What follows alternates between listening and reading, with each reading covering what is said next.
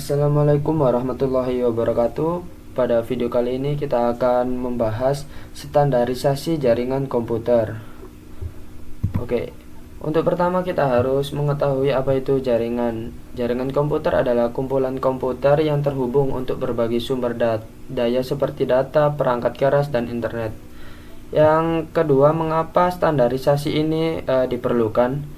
Yang pertama, agar perangkat dan sistem dari berbagai vendor dapat berkomunikasi dan bekerja secara efisien. Yang kedua, untuk menghindari ketergantungan pada satu vendor atau yang bisa disebut vendor lock-in. Yang ketiga, meningkatkan interoperabilitas dan keamanan. Selanjutnya kita harus mengetahui perbedaan OSI, TCP/IP, dan UDP. Yang pertama yaitu OSI, yaitu kerangka referensi standar yang dikembangkan oleh ISO untuk menjelaskan bagaimana berbagai perangkat di jaringan berkomunikasi satu sama lain melalui 7 lapisan, mulai dari lapisan fisik hingga lapisan aplikasi. Setiap lapisan memiliki fungsi spesifik seperti pengiriman data fisik, pengalamatan, routing, hingga pengelolaan sesi komunikasi. Model ini digunakan untuk memudahkan pemahaman dan desain sistem jaringan yang interoperabilitas dan skalabel. Yang kemudian ada TCP/IP, yaitu arsitektur jaringan praktis yang menjadi dasar dari internet modern. Model ini terdiri dari 4 lapisan, yaitu pertama ada link, internet, transport, dan yang terakhir ada aplikasi. TCP/IP mendefinisikan protokol utama seperti TCP untuk komunikasi yang andal dan IP untuk pengalaman dan routing. Sederhananya, model ini lebih berfokus pada implementasi dan pengoperasian jaringan, terutama dalam lingkungan internet. Yang ketiga ada UDP, adalah protokol komunikasi dalam jaringan yang bekerja pada lapisan transport atau biasa disebut transport layer dari model TCP/IP. UDP adalah protokol tanpa koneksi, yang artinya data dikirimkan langsung tanpa proses pembentukan dan pemeliharaan koneksi antar pengirim dan penerima.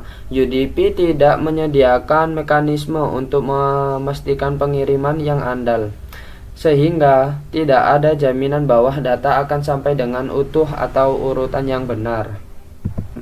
Oke, selanjutnya kita akan mempelajari model OSI dan TCP/IP. Model OSI ini ada 7 lapisan. Yang pertama ada lapisan fisik, media transmisi fisik seperti kabel dan perangkat keras. Yang kedua ada lapisan data link yang mengontrol akses ke media fisik. Yang ketiga ada lapisan network routing IP, ICMP. Yang keempat ada lapisan transport, pengiriman data yang dapat diandalkan TCP atau tidak dapat diandalkan UDP.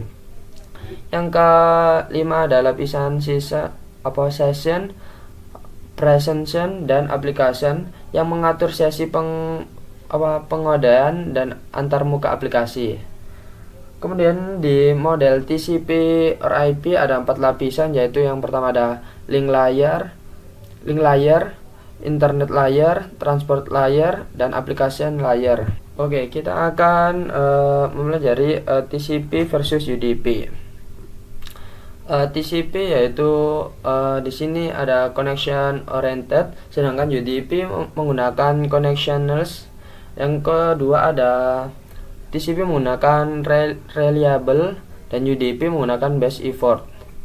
Yang ketiga ada segment squaring dan UDP menggunakan no squaring. Dan juga yang keempat TCP menggunakan retransmission dan UDP menggunakan no retransmission. TCP menggunakan handshake, sedangkan UDP menggunakan non-handshake. Yang ke-6 ada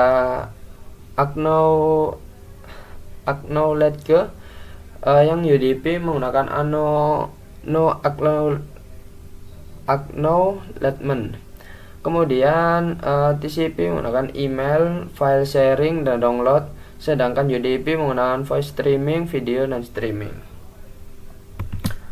Kita lanjut mengetahui tren apa saja atau tren yang terbaru dalam standarisasi jaringan.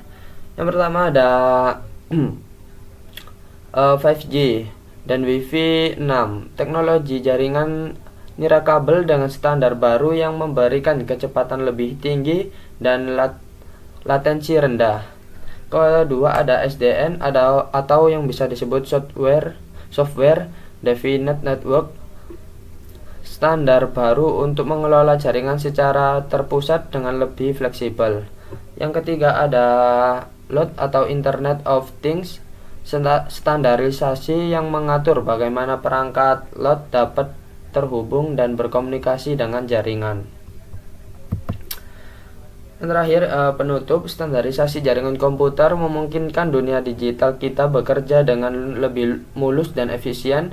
Penerapan standar internasional penting untuk memastikan bahwa jaringan komputer aman, stabil, dan mendukung teknologi di masa depan.